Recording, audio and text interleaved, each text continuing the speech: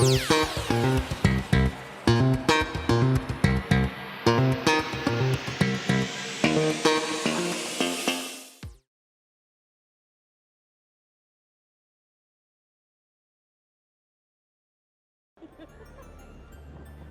the world is on fire, wear a facekini.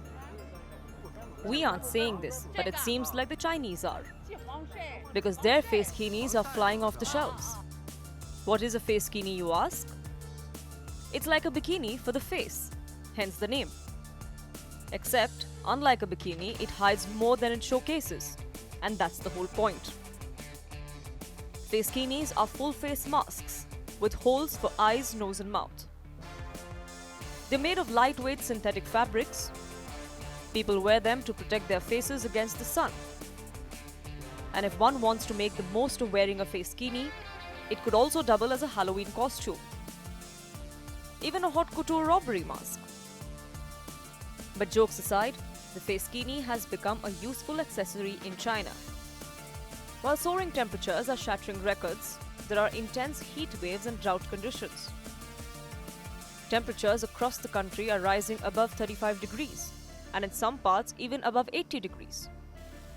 Basically, it's getting really hot. And this has birthed this hottest new fashion trend.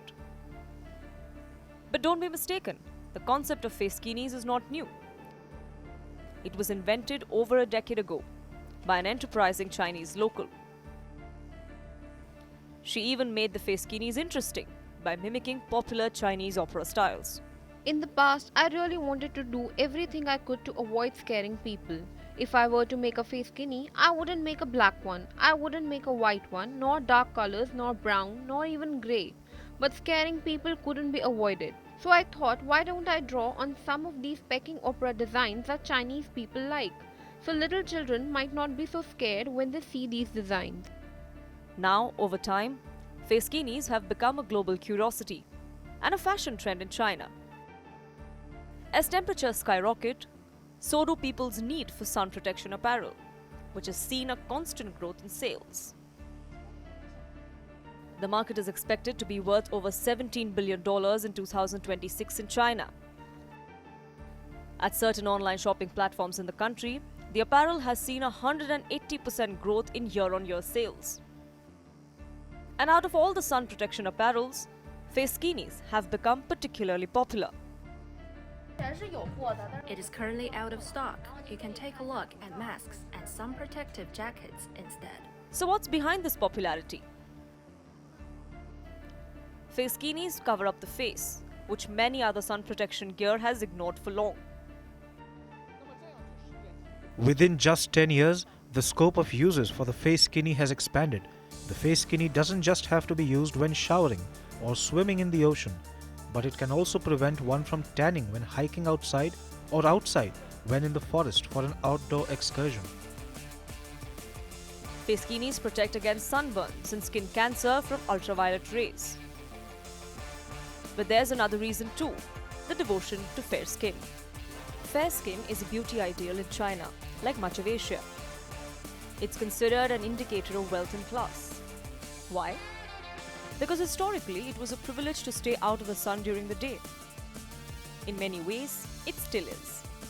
And companies make money off of this privilege. It has been reinforced through movies, music, and magazines. It has birthed a multi-billion-dollar skin lightening industry.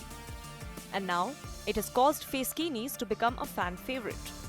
But not everyone is on the same page. They look like ghosts and witches, very ugly. Some even say facekinis look like robbery masks. But for now, it seems like facekinis are winning this face-off with haters.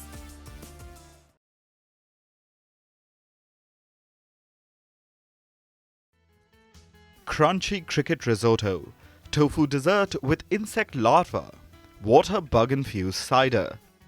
This is what's on the menu at many Japanese restaurants. Because, as we speak, insects are making a culinary comeback in Japan.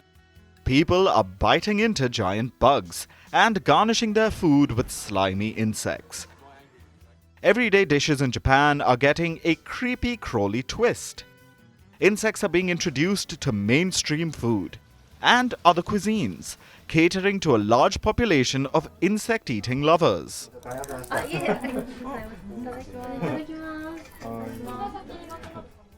It was delicious. You can choose desserts and main meals, so it's fun to select from a wider variety of dishes. 選ぶの楽しくなりましたね。 I think it's pretty funny how once you get used to the way they look, they make for a surprisingly normal meal. This trend only builds on Japan's rich culinary history, which has always loved its insects, with the favorites being grasshoppers, silkworms, and wasps. They were traditionally eaten in landlocked areas because meat and fish were scarce. Take the Taisho era, for example. It was during the reign of Japanese Emperor Taisho. It lasted between 1912 and 1926. Just during this period, some 55 different types of insects were being eaten.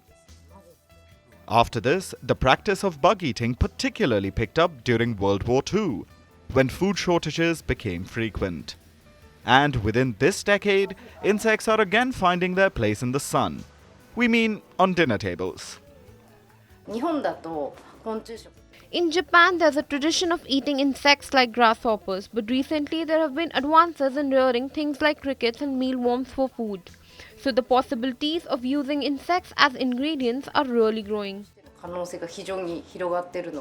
There are specific insect cafes catering to this growing demand.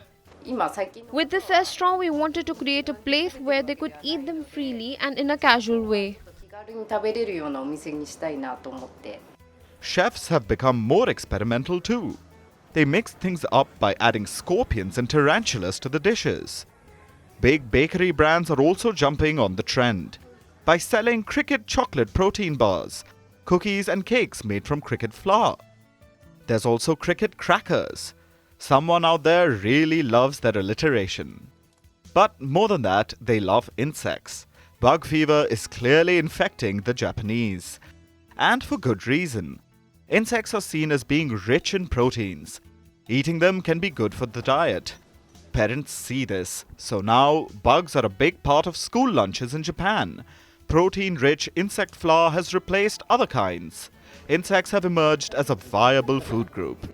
And thanks to their initiation into mainstream food, they are buzzing globally.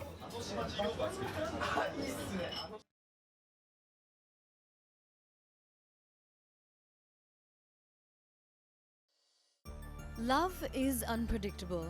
You never know. Maybe someone will bump into you, rob you, and then fall in love with you. It sounds bizarre, but that's exactly what happened in Brazil, where a man first stole a woman's phone and then her heart. A woman named Emanuela was walking down a street and a man mugged her. He stole her phone. Later, when he saw her photo on the mobile, he noticed how beautiful she was. One thing led to another, and the two fell in love. They have been together for 2 years now. Honestly, if these two can make it, there's definitely hope for everyone out there. Maybe all is well that ends well. Yeah, boy. Even if they say romance is dead, clearly romanticism isn't.